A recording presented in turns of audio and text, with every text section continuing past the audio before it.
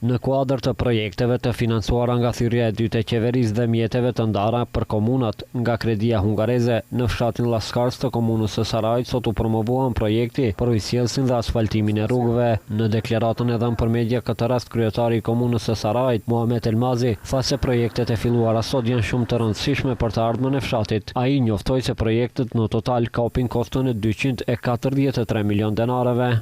Kjo tregon për një qeveri e cila kujdeset për çdo vendbanim dhe çdo komunë, një bashkëpunim ndërinstitucional që më parë se kemi patur. Gjithashtu kjo nuk është vetëm një projekt i cili do ndërtohet dhe vendbanimi në fjalë do ngelet në Harres, po është projekt i cili garanton zhvillim modern të infrastrukturës në këtë vendbanim dhe zhvillim lokal po të këtij vendbanimi. Ndërkaq ministri i Mjedisit dhe Planifikimit hapësinor Muhamet Hoxha deklaroi se institucioni që ai drejton ka ndarë mjete për realizimin e projektit për ujësjellsin dhe kanalizimin e këtij fshati.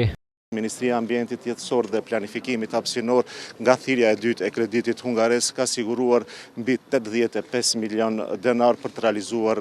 këtë pjesë të projektit, sepse siç theksoi edhe kryetari i komunës, bëhet fjalë për disa projekte që sot ne fillojmë të realizojmë, përfshirë këtu edhe rregullimin e rrugëve të Hoxha dhe Elmazi paralajmëruan edhe ndërtimin e shtratit të lumit, nga i cili për shkak të shirave intenzive, ditë më parë u vërshuan disa fshatra të komunës së Sarajit. Elmazi mes tjerash deklaroi se komisioni për mbledhje të ankesave është nga fundi dhe se kërkesat për dëmshpërblim të banorëve do t'i dorëzojnë në qeveri.